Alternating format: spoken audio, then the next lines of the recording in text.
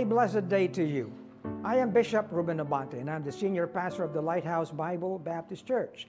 I'd like to invite you now to be with us as the message of the Word of God is preached from the pulpit. I'd like to turn you over now to our Lighthouse Coming Together, and I pray that you'd be blessed with the message.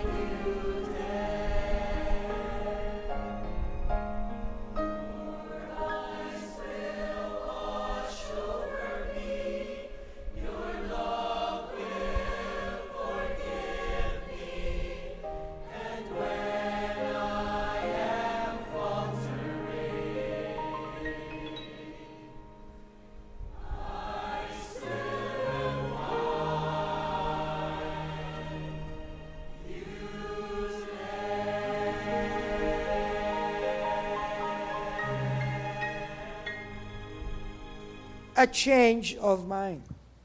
And then yung faith, ano yung faith? Yan ay pagkilala na ang kailangan mo isa lang, si Kristo lang. Kaya hindi pa pwede yung tinanggap mo si Kristo, pagkatapos, nung bago mo tinanggap, lumuluhod ka sa, anong niluluhuran mo? Ha? Lumuluhod ka sa kung anong imahin. Pagkatapos tinanggap mo si Kristo, at sabi mo nagsorry ka, Lord. Pero luhod ka pa rin ng luhod doon. Ang change of mind, hindi ka naluluhod doon kasi bago na yun Hindi mo na tinitinan yung tagapagligtas, wala namang gagawin sa iyo yun You understand? That is what repentance is. Kaya huwag kayong mag-iisip, lalo na mayroong mga Baptist daw ngayon, na ang sinasabi, hindi raw kailangan ng repentance. Kailangan ng repentance. Because it means a change of mind. Ang mga bata, pwede magkaroon ng bagong kaisipan yan. Okay? Magkakaroon ka ng realization na mali pala yun. Mali. Mali as in mali. Kasalanan pala yun. So, ikot ka. Amen? That is what repentance is. Amen? But now, if you effect that, magiging effective sa atin ang kaligtasan.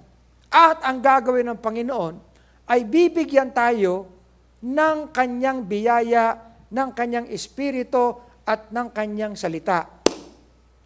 Sapagkat yung change of mind, kahit baguhin mo ang isip mo, bumibigay pa rin. Nakakalimot ka pa rin. Tama? Kaya binigyan tayo ng espiritu, ng salita, at ng katotohanan, para merong tayong nasa ating kalooban na ipagtitibay yung ating change of mind para hindi tayo paulit-ulit, hindi tayo babalik. You understand? Ha? Kaya malaking equipping ito at hindi magbabago na ang hinahanap sa atin ng Panginoon ay bunga ng Espiritu. Alam niyo, sana na-explain ito ng ganito sa lahat. Hindi magulo ang ating pananampalataya. Ang magulo yung isip natin. Amen? Ha? Meron na tanong sa akin, Pastor, kung halimbawa, change of mind. Okay? So, alam mong ikay naligtas, tinanggap mo si Kristo, nagkaroon ka ng pagbabago ng kaisipan, at naligtas ka. Paano kapag ikaw ay nagka-Alzheimer? At nakalimutan mo na? Anong sagot? Anong sagot? Ibig sabihin ba, di ka naligtas? Ha? Yan ang sinasabi natin. Itong physical na katawan, bibigay at bibigayan.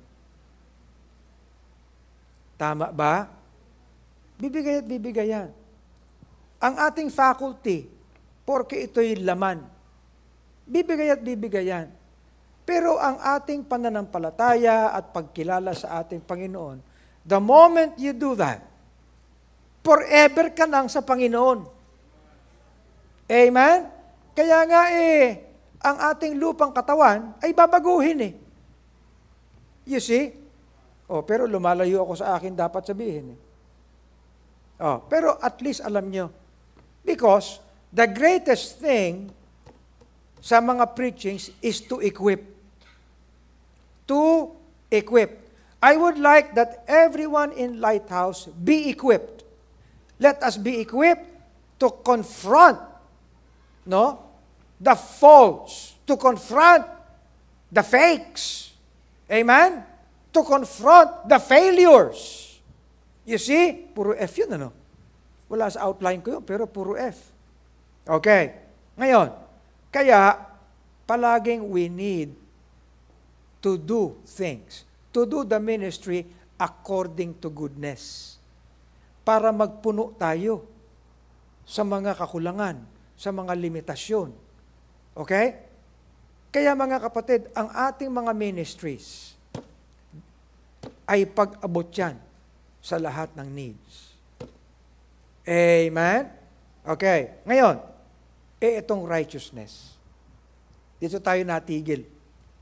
Okay.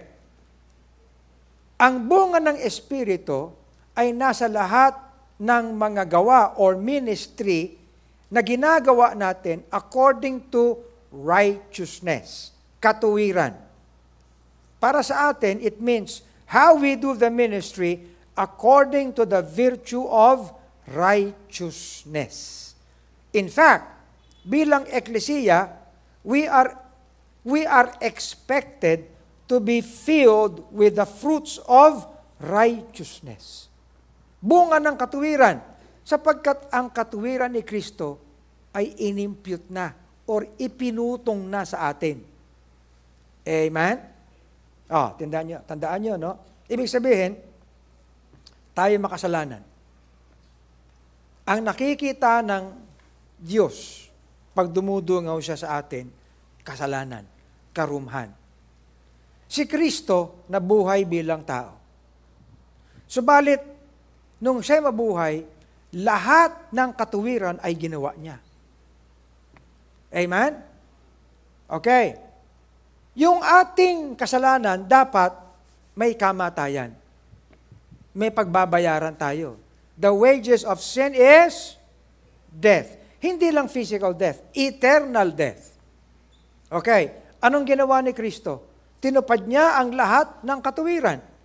At siya'y namatay sa krus ng Kalbaryo, bumuhos ang kanyang dugo. Okay? At ang lahat ng sa kanya'y tumanggap, yung kanyang dalisay na dugo, na walang kasalanan, kung baga, doon sa Ark of the Covenant, winiwisik yun doon sa takip. Okay? At in-apply sa atin ang kanyang dugo. Kaya totoo yung what can wash away my sin? Nothing but the blood of Jesus. Ipinutong sa atin, ikinover sa atin yung kanyang dugo. Okay?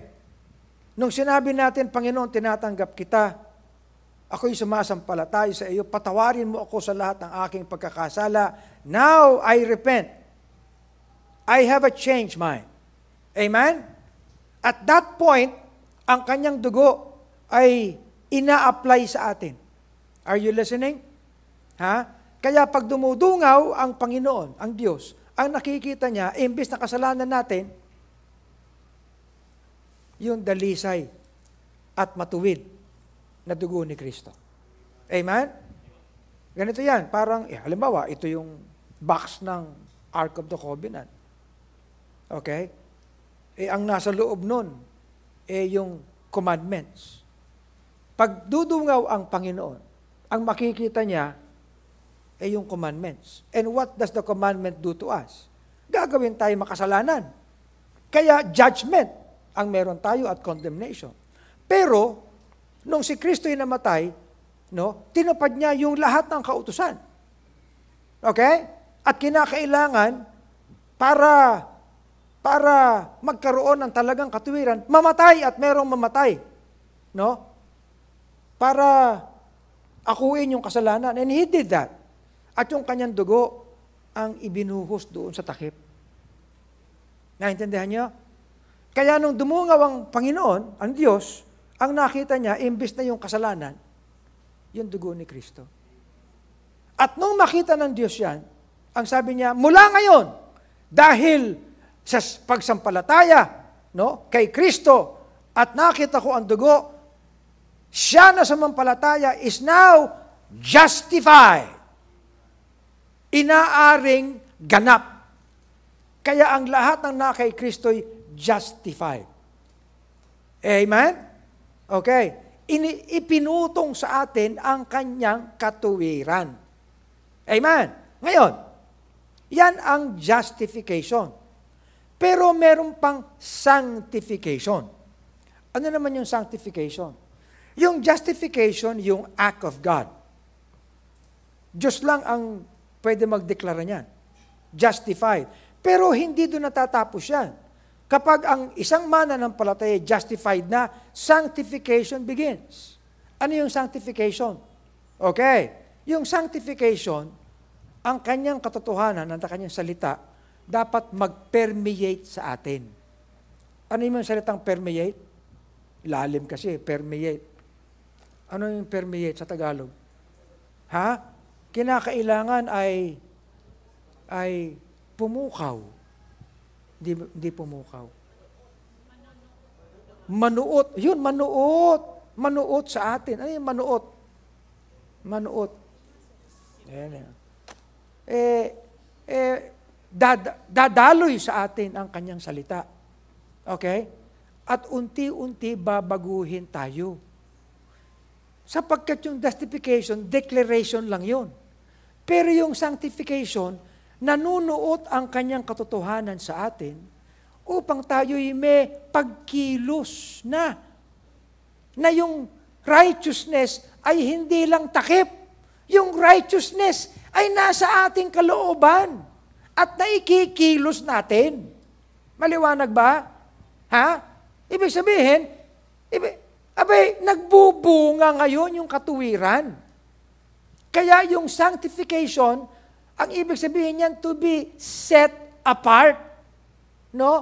Tayo ay inilalagay na para sa Kaniya. Itong ginastify, itong inaring ganap, ngayon, siya ay para sa Diyos na. Amen ba? Sa totoo lang, hindi ka na kinakailangan mag-surrender. Sa Kanya ka na eh.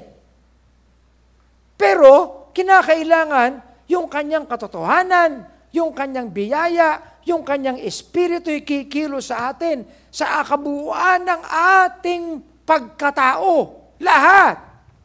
Amen ba?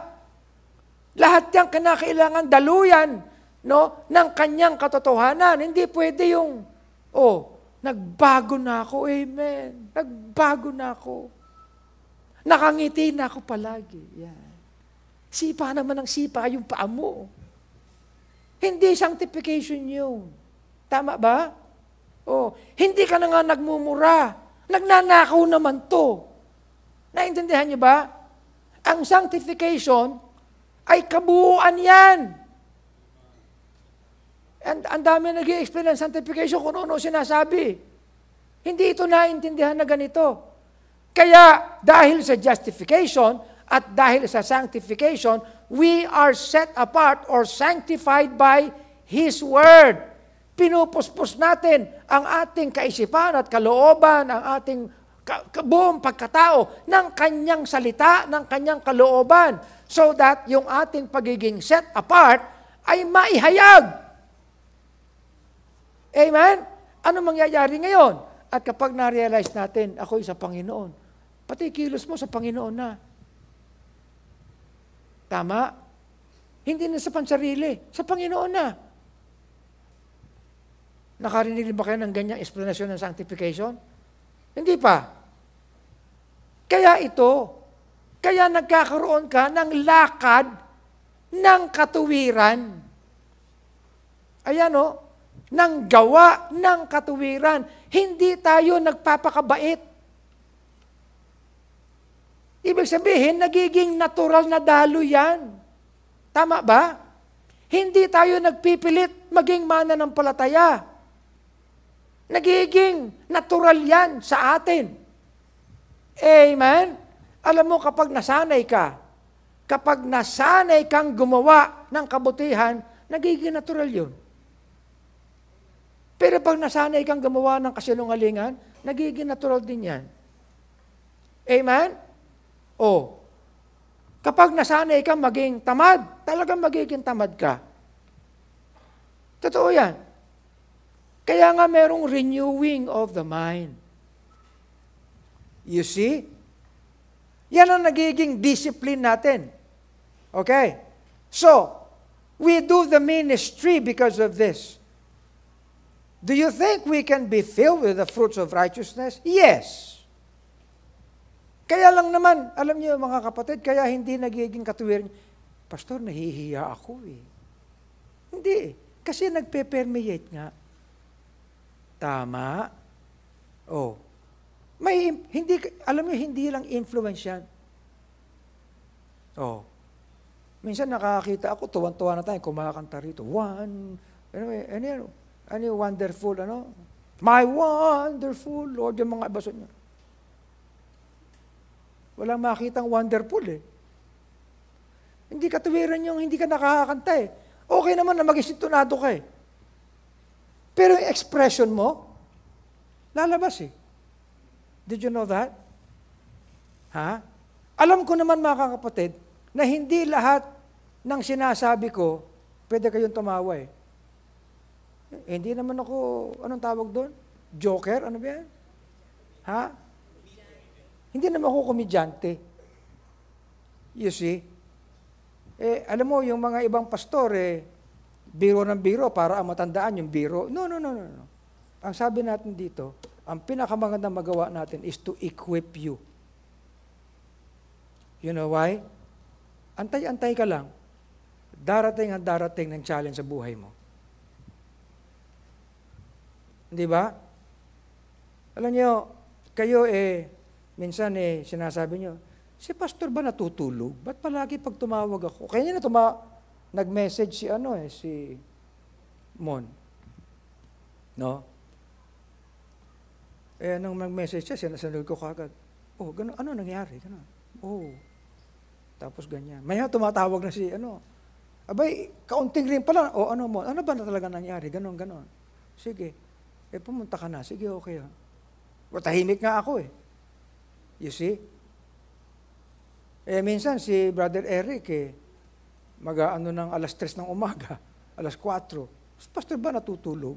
You know why? Hindi naman istorbo sa akin yun eh. I am equipped. Okay? Gumagamit ako ng mga tools para maging equipped ako. Tama ba? Oh. Ito. Gumagamit para maging equipped ako. So, ginagamit natin ng maraming kaparaanan so that we may be equipped. Equipped here, equipped everywhere. Okay, bakit tayo gumagawa ng katuwiran? Sapagkat default ito, mga kapatid, imperative ito. If you know that He is righteous, you know that everyone that doeth righteousness is born of Him. So if you cannot do righteousness, something is wrong with you. Okay? Abay, ginastify ka na at sineset apart ka unti-unti, and you cannot never do anything about it, something's wrong with you. Baka hindi ka ligtas. Di ba? Ganun lang yun eh. Sapagkat magbubunga at magbubunga at magbubunga. In this, the children of God are manifest. And the children of the devil, nagmamanifest din. Whosoever doeth not righteousness is not of God. Yan ba judgmental? Ha? Am I being judgmental pag binabasa ko yan? Hindi. Tagalogin ko. Sa ganitong kaparaanan, nahahayag ang mga anak ng Diyos at mga anak ng dyablo. May anak ba dyablo? Mayroon. Yan, no? Di ba? Siya na hindi gumagawa ng katuwiran ay hindi sa Diyos yan. Idamay mo na yung walang makitang pagmamahal. Di ba? Ibig sabihin, pag walang makitang pagmamahal sa iyo, puno ka ng inggit, puno ka ng bitterness. Ganoon lang naman yun eh. Kapag wala ka nang makita, kundi pangit. Di ba? Wala ka nang makita, kundi wala yan. Oh. Sabi, alam mo, yung tatay ko, lalo wala yan sa lolo ko. Ganun tayo lahat eh. Di ba? Alam niyo, itong ganitong klaseng preaching, kinakailangan gisingin tayo nito. Imperative yan. Ano ibig sabihin ng imperative? Yun yun. Talagang kinakailangan meron. Di ba? But God be thanked, ye were servants of sin. Ang Diyos ay purihin, no? Sapagkat tayo ay alipin tayo ng kasalanan. Sapagkat ngunit nagkaroon sa atin ng pagsunod mula sa ating puso. At tayo pinalaya mula sa kasalanan. At dahil dyan, ye became servants of righteousness. Meron ka ng pagpapahalaga sa katuwiran. Amen? Now, sabi ni Apostle Paul, I speak after the manner of men because of the infirmity of your flesh. Palaging may kahinaan ang laman. Kanina may kausap ako.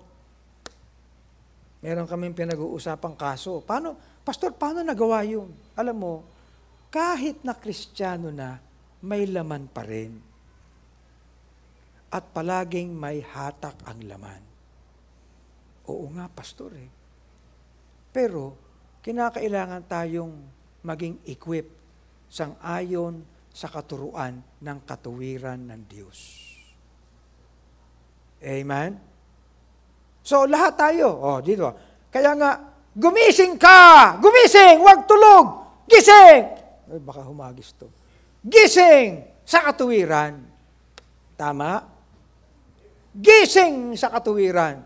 Hindi lang gising. Nabanggit ko na sa inyo, ang tatay ko, galit sa gising na, nakahilata pa. Ang sinasabi ito, gumising tayo patungo sa paggawa ng katuwiran. Amen. Sabi sa akin, alam mo, pastor, sabi ko, believe sa Lighthouse talaga, lahat may ministry. Alam mo ba? Akala mo ba madali lang gawin yun? taon ang binilang dyan. Tama? As in, taon. Anong year ako una nag-preach tungkol sa gift base? Hindi nyo na maalala, no? Hindi ko na rin maalala eh. Nakakalimutan ko na, Your Honor. Ay, nakakalimutan ko na po. Di.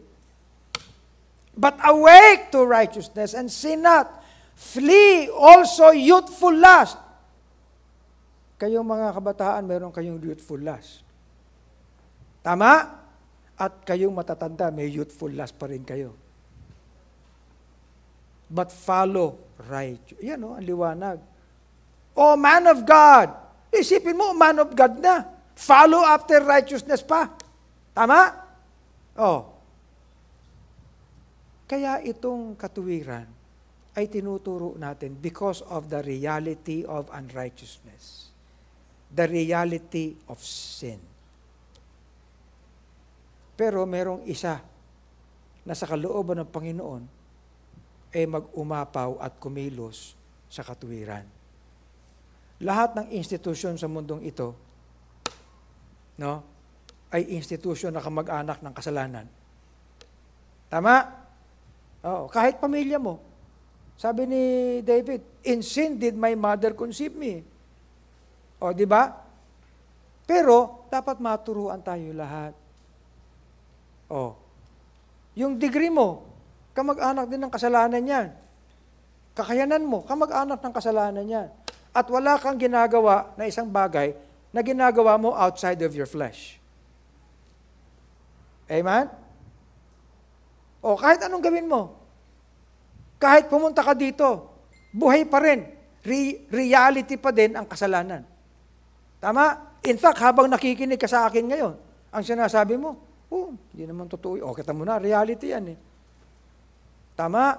Kahit sabihin ko na, ayan, kailangan, ikaw ay kumilala, ayoko kumilala dyan, ayoko. Yun ang kasalanan, yun ang talaga nasa iyo. Amen?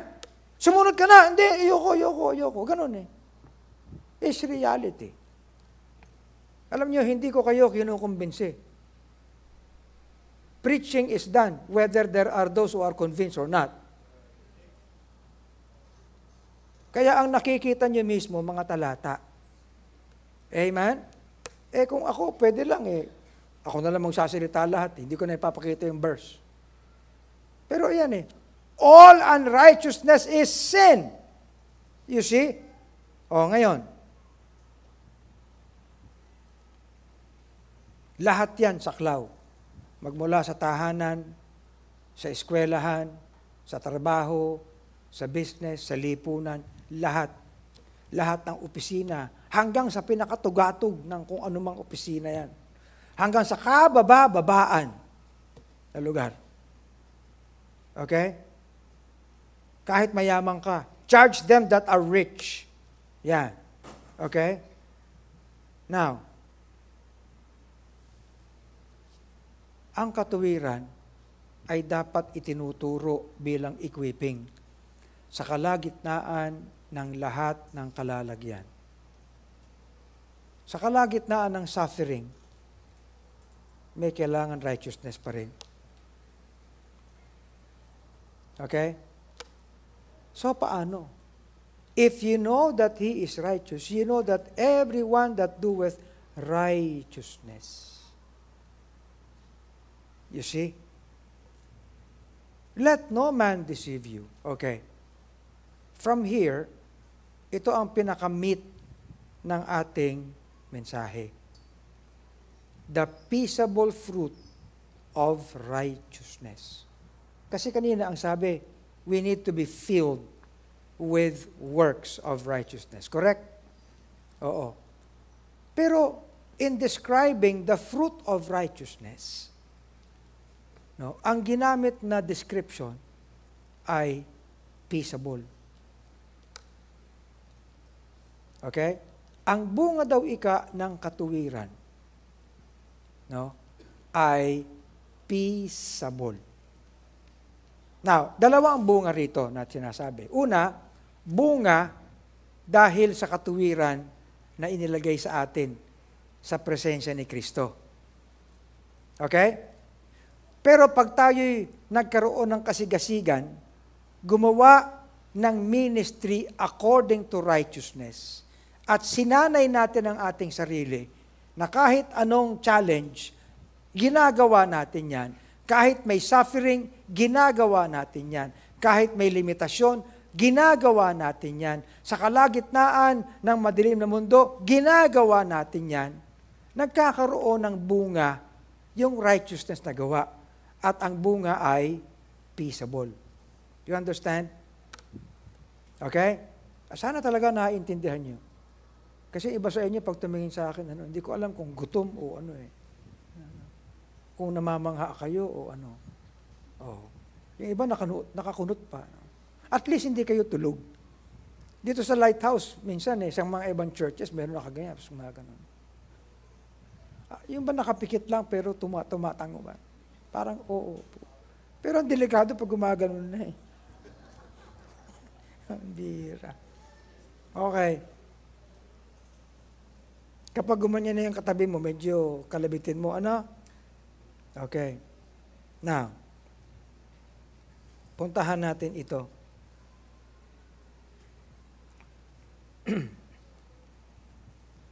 The Spirit in us, the Word, the truth of God's Word in us, awakens us to a life of righteousness.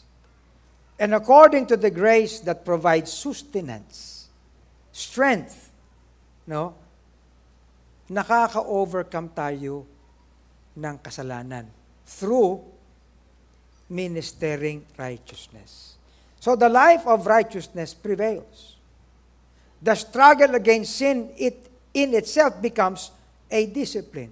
The discipline brings the fruit of righteousness, and the fruit is described as peaceable. Okay. Anong ibig sabihin ng peaceable?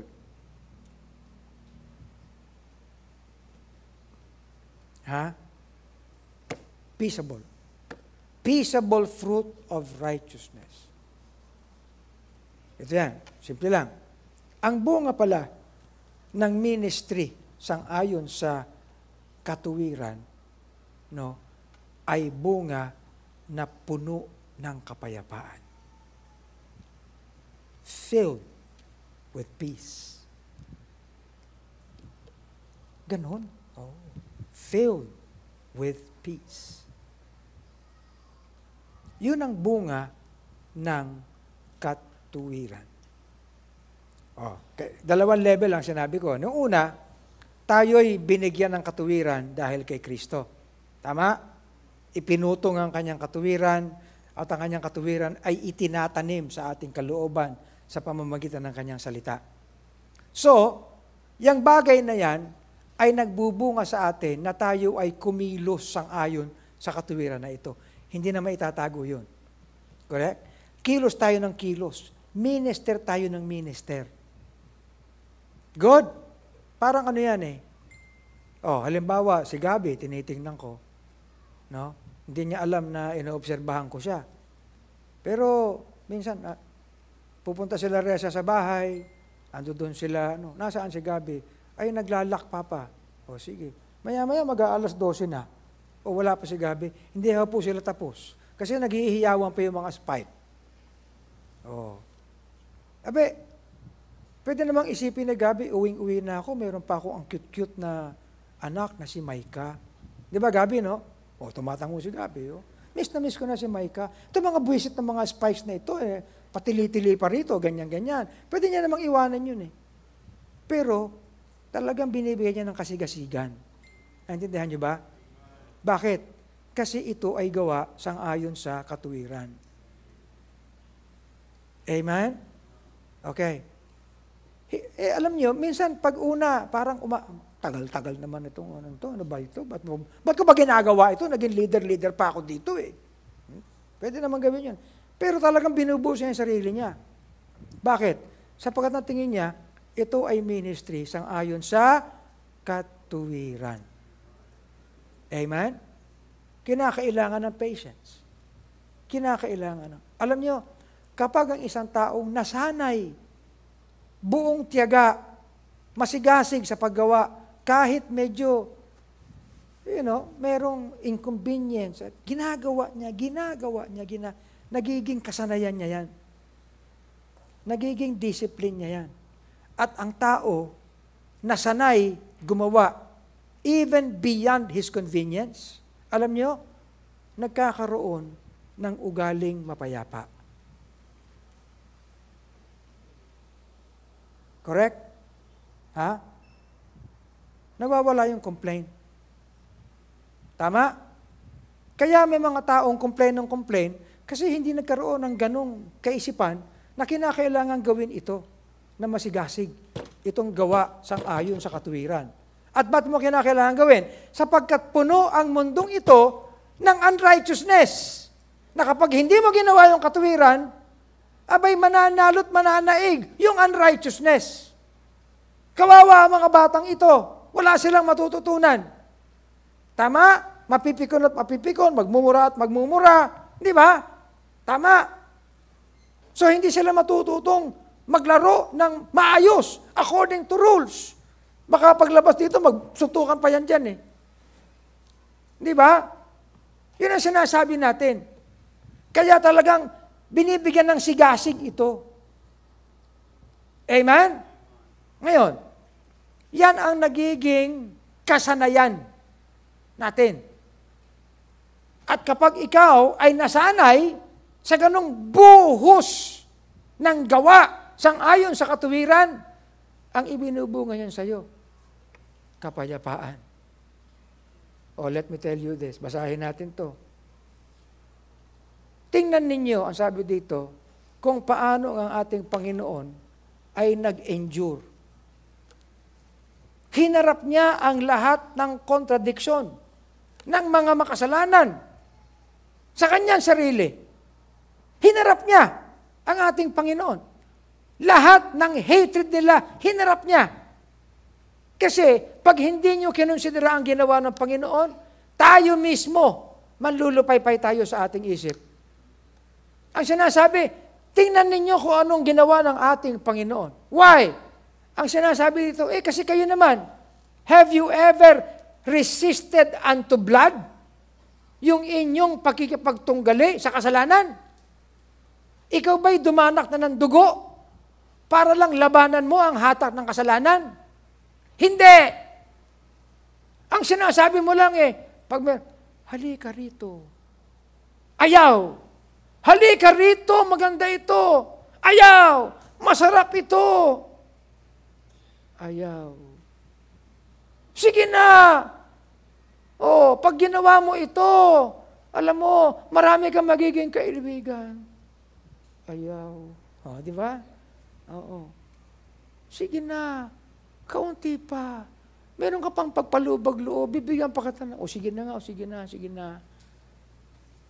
You don't strive against sin na dumadanak ang dugo mo. Tama? Sino gumawa niyan?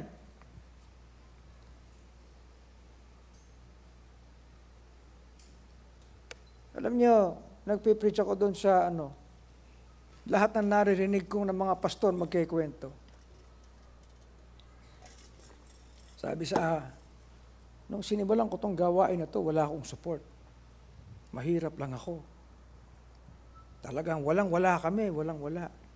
Nung tumayo na ako, sabi ko, wala akong katulad yung mga experience. Sapagkat nung magsimula ako sa ministry, hindi naman ako nanggaling sa wala. Kaya hindi ko nararanasan yan. Ngayon, kung sasabihin nyo na puspos kayo ng biyaya ng Panginoon, dahil yan ang paano ko? Di ba? Lalo na yung, makikita nyo, usong-uso yung nagte-testimony. Ako po, napakabasagulero ko, adik ako, ganyan. Babaero ako, lasinggero ako. Ang dami talaga. Sa biyaya ng Panginoon, niligtas niya ako, purina. Mapapalapakan yung mga tao. Sinabi ko rin yan, ako wala akong ganun pinanggalingan eh. As in, wala. Saan ako niligtas ng Panginoon? Ibig sabihin, konti lang yung biyaya ng Panginoon sa akin. Oo nga, no? Alam nyo, kaya huwag kayong bibilib sa mga ganun magsalita.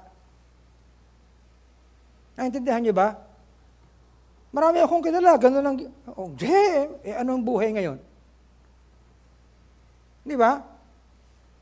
Minsan nga, gusto kong sabihin, alam niyo, nung ako nagsimula sa ministry, nakarating na ako, naubos na yung papel ng aking pages ng aking passport, kaalababiyahe eh. Ubos na yun eh. Nang susundo sa akin doon sa Hong Kong, limousine na 6 ang pintuan. Pagsakay ko, meron pang bar. Yung driver, naka-uniforme pa. Naranasan ko yun. Lahat napuntahan ko na. Pero iniwanan ko. Yun ang biyaya ng Panginoon. Eh, yung mga natuturon sa mga pagmamalaki pa. Eh, ngayon, payaman ng payaman. Ito ba, nakikita niyo ba? Ha? Lahat ng gamit ko, Uniqlo. Wala ka makikita rito, ang lakalaking LB. Oh. Kailangan ko ba? Hindi. O sige, gawin niyo yan. I can also speak as a fool. You understand? Ilagay lang natin sa tamang platform. You see? Because ang kailangan natin equipping. Nasabi ko na tuloy ngayon. You see? Kaya alam niyo, sabi, hindi ka ba naiinggit sa mga... Hindi. Naiinggit-inggit. Oh. Simple lang. Oh, sabihin niyo, lahat ng gamit ko. Ito, totoo, mahal to. Flagship model. Pero ginagamit ko sa ministry. Kapag ginagamit na, hindi ako nagkakait doon.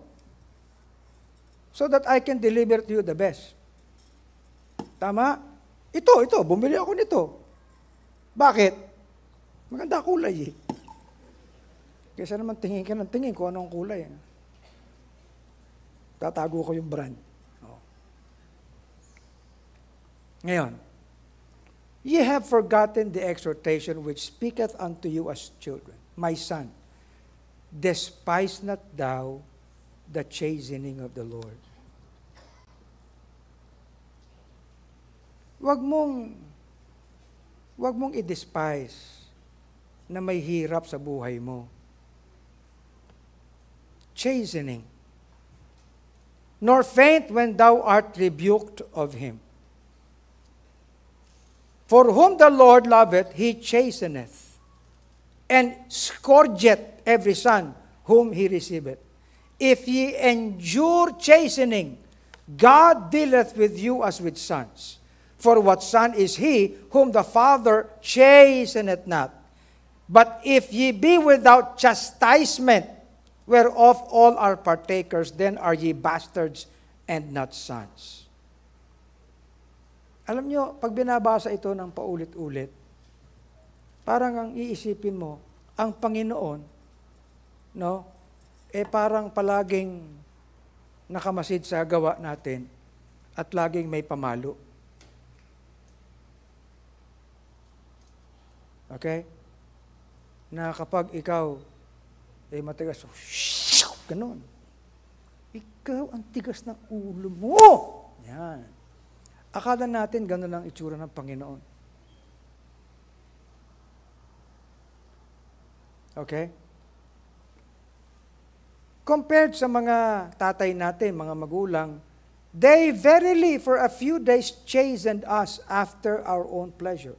But He for our profit, that we might be partakers of His holiness. Now, no chastening for the present seemeth to be joyous but grievous. Pero ito, nevertheless, after such chastening, it yieldeth the peaceable fruit of righteousness unto them which are exercised thereby. Mahirap intindihin yan kasi ang default natin, ang tingin natin sa chasten ay pinapalo tayo ng Panginoon. Okay? Now let me tell you this. Hindi ganyan ang Panginoon. ang righteousness ng Panginoon ay hindi pang negatibo.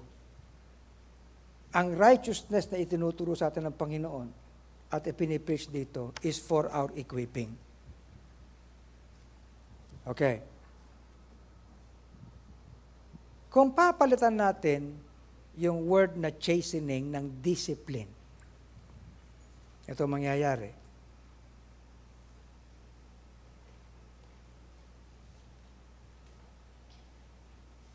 My son, despise not thou the discipline of the Lord.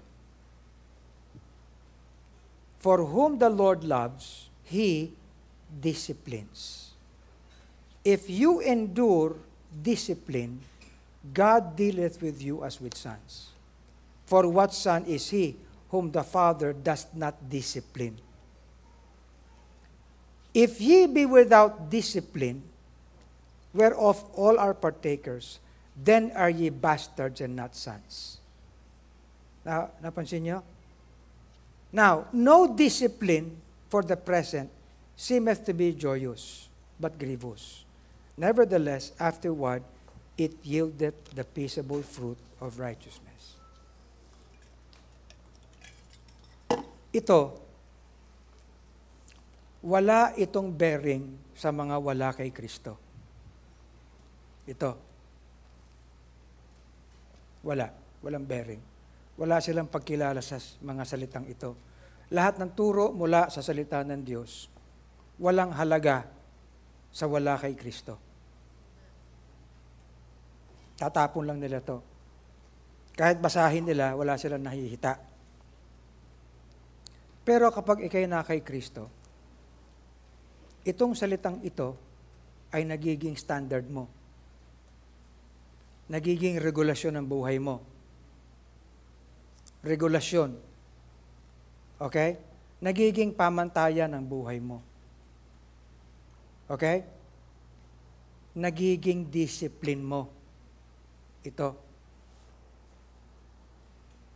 Halimbawa, sinasabi nito, love your enemies. Madali bang gawin yun? Ha? Bless them who persecute you. Madali bang gawin yun? Hindi. Pero dahil ito ay may halaga sa iyo, dahil nasa iyo si Kristo, nagiging discipline mo ito. Nagiging regulasyon mo. Gagawin mo kahit mahirap. Yun ang discipline. Na-apply sa iyo kasi anak ka ng Diyos eh. Nagkaroon ka ng halaga rito, nagbago mindset mo eh. Tama? Ngayon, kung hindi ka, walang halaga sa iyo to. Papel lang to sa iyo. Pero dahil ikay na kay Kristo, nangungusap siya sa iyo. Anak, gawin mo yan kahit mahirap. Oh. Isisigasig mo. Tama? Ngayon, paano kapag hindi mo ginawa? Hahagupitin ka ba ng Panginoon? Hindi. Kasi, yung hahagupit sa iyo, yung laman mo na eh. Lahat ng judgment natin, inako na ng Panginoon. Wala na tayong condemnation forever. Kung meron man tayong condemnation ito dahil kababayaan natin sa laman. Naintindihan niyo ba? Itong laman na ito mag-o-overtake sa atin. Babasahin natin, halimbawa, sasabihin ni John sa atin that good health ka, may prosper ka, even as your soul prospereth. Di ba? Sabi sa iyo, yan, pinadala kita ng doktor kasi may diabetes ka. Tapos kain ka ng matamis. Papaluin ka ba ng Panginoon? Hindi, papalo sa iyo laman mo. Itong laman mo papalo sa iyo. Tama? Ligaw ka ng ligaw sa kung kahit sinong babae makita mo dahil mo niligawan. Kristiyano ka. Ano mangyayari sa iyo? Marami magagalit sa barkada mo. Gugulpihin ka pa nila. Yun ang palo sa iyo. Sama ng gawa mo eh. Akala mo ikaw lang ang gwapo, gwapo rin sila eh. Di ba? Ibig sabihin, yung palo na yan, nandito sa mundo. Ganyan ang mundo at kasalanan. Hindi na kinakailangan kumilos ang Panginoon. Sino ka? Naintindihan niyo ba? Yung judgment natin di sa mundong ito, itong kasalanan na nasa atin, it will overwhelm us. Kaya, mga kapatid, no, binibigyan natin sigasig, sumunod dito. At gawin ang ministry sang-ayon sa righteousness. Binanggit ko ito eh. Nung araw, hindi niyo maintindihan. Hindi ako naniniwala na kapag ako'y ginawa mo ng masama, mamalasing ka. Sasabihin mo pa, touch not God's anointed. Mamamatay ka. Di ba? Hindi yun. Ibig sabihin, hindi ako swerte nyo. At hindi rin ako ang palo nyo. Yung laman nyo. Kapag hindi mo inisikaso yung laman mo, yung utak mo kung ano-ano ginagawa, it will overwhelm you. Kapag hindi ka nag-aral ng salita ng Diyos, at ang pinag-aralan mo, binasa mo lahat ng nasa Facebook, sinasabi ko sa iyo, yan ang magiging problema mo sa sarili mo. Di ba? Kaya, binibigyan nating sigasig ang paggawa ng katuwiran. At ang sabi dito, kapag pinagpahalagahan natin ang discipline, nag-offering ka, kahit mahirap pag-offering, discipline yan. Panginoon, ang hirap po eh. Mahal mo ba ako? Opo. O sige, magkaloob ka. Huwag mong dadayain ang offering mo. Tama? Huwag mong dadayain, mag-commit ka.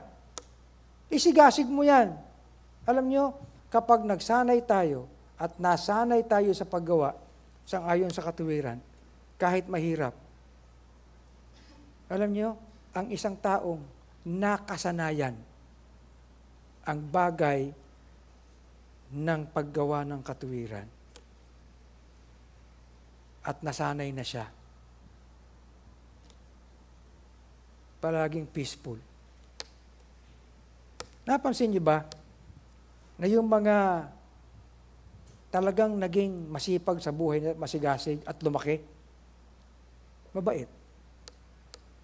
Mabait. Nung araw, pinuntahan ko si Henry C.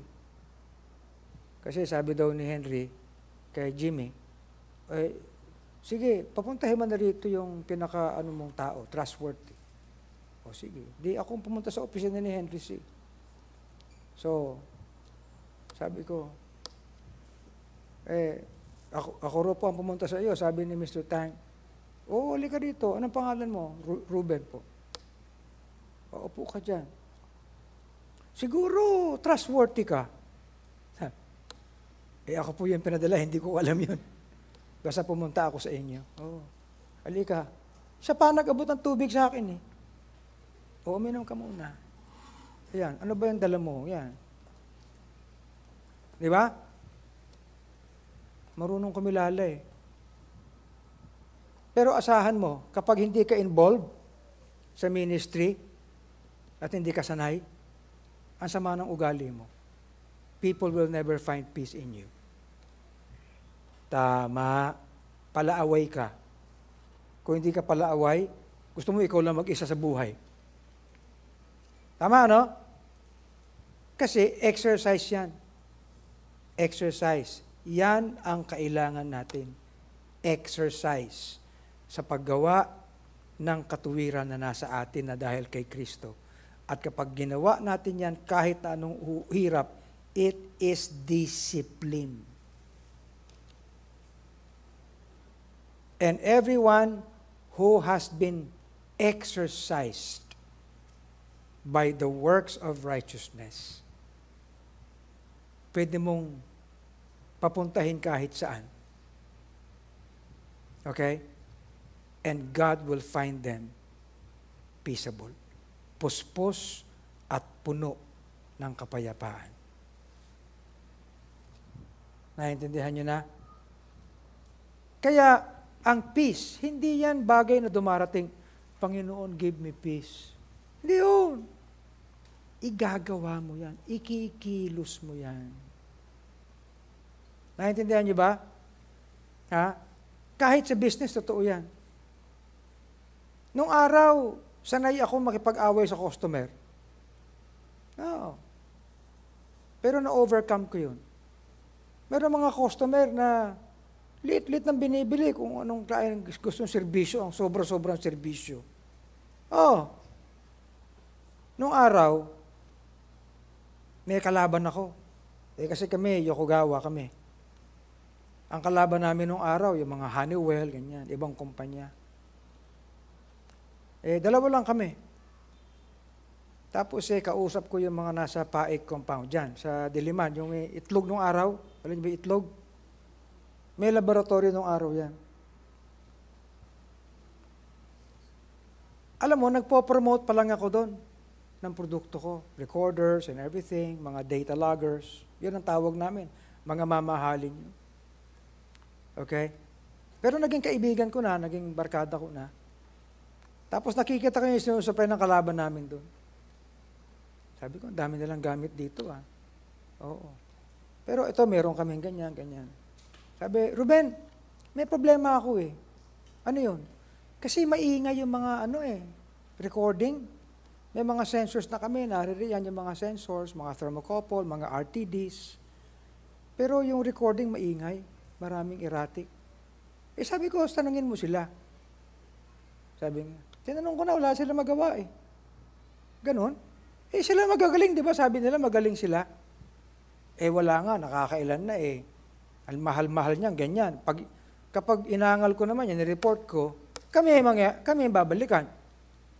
Baka sabihin pa, kinurap namin. Pare, kung may alam ka naman, Kung wala namang binibili sa akin, Di ba? Alam mo, ang pwedeng gawin dyan, akatin yung taas. Kasi bumaybay yung mga thermocouple, mga maliliit na voltahe lang yan. Okay, mga sensors. Baybayin yung mga kable, yung mga sensors, kung saan pumunta, kung paano bumaybay. Hindi namin alam kung ano gagawin Pwede ba ikaw na lang? Sige, babalikan ko. Pinalikan ko. Dala ko ng pampalit. Ginapang ko yung kisame. Ako mag-isa, ginapang ko yung kisame. Dumi-dumi ko. Sabi ko, alam mo, yung kanilang mga baybay ng kable, sumasabay sa kuryente. Alam mo, ang kuryente, merong rule of the thumb yan. Madadamay. Yung 60 Hz, kaya madumi yung signal. Ano dapat gawin? Criss-cross lang natin. Meron mga mahaba naman. Aayusin ko lang yung kable. Sige, naman Wala na akong maasahan dito Kami, nagre-record lang kami ng wag ka mag-alala. Ayun. Ginapang ko ulit. 3 araw ko yata ginawa yun, Inayos ko yung mga kable. Sige, naayan ako na. Tinan mo ako maganda. Pare, gumanda! Wala nang noise. Okay na. Sige, very good. Salamat pasensya ka na. Wala akong may order sa'yo Ayos lang yun. Nakita niyo. Alam mo, sa business yan. Di ba? Pero I extended more of myself. Eventually, pagkatapos ng mga ilang taon, ang laki ng sinupply ko yan sa Paik. Naintindihan niyo ba yan? Peace. Hindi ko na kailangan siraan yung kalabang ko Wala naman ko sinabing, mga bobo kasi yung mga yun, ganyan yan Talagang ganyan yung mga yun, mga siraang ulo niyan Hindi ko ginawa yun. Kasi yung kable, ganyan. Hindi ko na inisip ko, sino ba naglatag nitong buwisit na ito? Hindi ko naman sinabi yun Inayos lang. 2 lang kami nakakaalam. Gumanda. Kaya tuloy yung respeto sa akin ng mga yun, ganun na lang. Kikinig ba kayo? May kinikwento ko sa inyo yan dahil alam ko sa buhay Okay? Nung araw nasa business kami, ganun din Oh, Asia Brewery. Asia Brewery. Eh di bago pa lang yung Asia Brewery sa sa Laguna, di ba? Ha? Kabuyaw ba 'yon? Oh, bagong-bago. Kausap ko si Tony. Tony Chinley. Yan, pinaka-head nila. Kilala yata ni ni Philip. Big boss 'yon. Nandun na siya. Si Tony. Sabi, Ruben, kailangan namin mga ganito rito. Sige, okay. So, sige, bigyan mo ako ng quotation. Nabigay ako ng quotation, umabot yata ng mga $20,000. Noong araw, magkano yun? $20,000. Ibig sabihin, ordering galing sa labas. Indent. Antay ako ng antay. Nabigyan na ako ng performa para makapag-open sila ng LC. Di ba tayo ganon? O, alam ko yun. Okay, so, matagal ko hindi nakakausap si Tony, pinasyalan ko. Pagpasok ko sa opisina niya, ang daming kahon na Yokogawa. Oh, may Yokogawa rito. Teka, ito yung nasa quotation ko Sabi, pare, hinan-carry ni Big Boss galing sa Amerika. Oh, paano yung performa? Wala na. Pare, sorry, wala na Wala na akong magagawa kay boss Oh, sino ang big boss ng Asia Brewery? Huwag niyo nang tanongin. Oh, nandun. Nawala yung ko. Sabi ko, ano magagawa ko pa para sa iyo? Lahat naman ng mga papel niyan, lahat, sa iyo naman manggagaling, di ba? Oh, wala nang problema yun. Oh, hindi ko na nireport sa opisina kasi magiging tanga pa ako dun Oh, pero alam niyo, lahat ng consumables, sa amin kinuha. Di ba? At si Tony, naging kaibigan ko. Now, alam niyo, kinikwento ko sa inyo ito para sabihin ko sa inyo na hindi gantihan yan. Righteousness always teaches us equipping in a peaceful manner so that we can rise up above many things that confront our lives. Kung mundo ang gagawa niyan, anong gagawin ng mundo? Puno ng bitterness, puno ng hatred. Kaya yung mga politiko, pagbago administrasyon, iwawalang bahala yung nakaraan. Puro sila ang bida. Hindi peaceable You understand? Ang hirap baguhin niya kasi wala naman silang bunga ng Espiritu Wala naman silang righteousness. At iikot yan. Wala. At hindi ako tatakbo sa politika para mangyari yun. Hindi. Ituturo natin sa inyo. Baka mayroong maging senador dito. Oh. Dapat din nyo kalimutan tong preaching na to. Ang kinakailangan, lumapit tayo sa Panginoon. At sabihin natin, Panginoon, ikaw ang maghari sa puso ko. Bigyan mo ko ng change mind. Amen? Okay? Alam nyo, ngayon ako nagkikwento ng ganyan sa inyo Why? Because this needs to be made practical in our lives. Amen? At ginagawa ko yan. Kahit nga doon sa Alumni Association di ba, Japs? Ako ang presidente ng alumni ng PLM. Kung magsasalita lang ako ng kung ano yung galing sa nakaraan, marami akong sasabihin sa ng loob pero ba't ko gagawin yun? Sanay akong gumawa sa hirap. At dahil dyan, sanay akong gumawa ng kalooban ng Panginoon sa katuwiran. Kaya ang approach palaging peaceable. Amen. Right? Alam niyo, kapag hindi tayo ganyan, palagi tayo mabilang. Sobrang mabilang. Okay? Ayaw mo malugi. That's not it. Ang Panginoon, lugin-lugi sa atin But He gave Himself. Kailangan tayo ganun din. Let's stand and pray. Thank you for joining today's The Pulpit. We hope you were greatly blessed by the preaching of God's Word. We would like you to have that personal experience of salvation by accepting the Lord Jesus Christ. And by doing this simple prayer, you can accept Christ in your heart. Our dear Lord and Heavenly Father, thank you for the opportunity of salvation. I know I do not have the capacity in me to save myself from the damnation of sin. I accept you as my personal Lord and Savior. In Jesus' name, amen. The Bible says, if ye have prayed this prayer, but as many as received him, to them gave he power to become the sons of God. And the Bible says, he that hath the Son hath life. If you would like to know more about the Bible, send us a message via Facebook at Lighthouse BBC FB page or via text message at 0928-522-2683.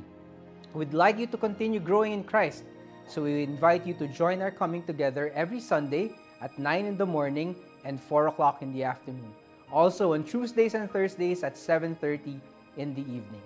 See you again for the next episode of The Pulpit. Thank you and God bless.